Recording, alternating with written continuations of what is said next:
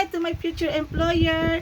Ma'am, sir, good day. I'm Melanie Dacalos, 43 years old, single mom, living in Tagum City, Philippines.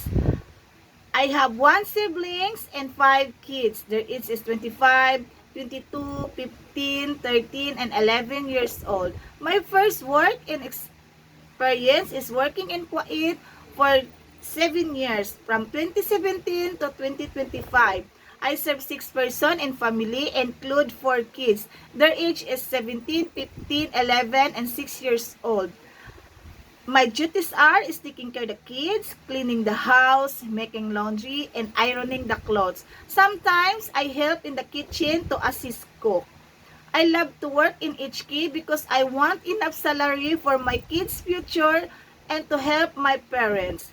To my future employer, please hire me because I'm honest and loyal. And I promise I will do my duty as your housemaid, taking care of your kids and long year. Thank you.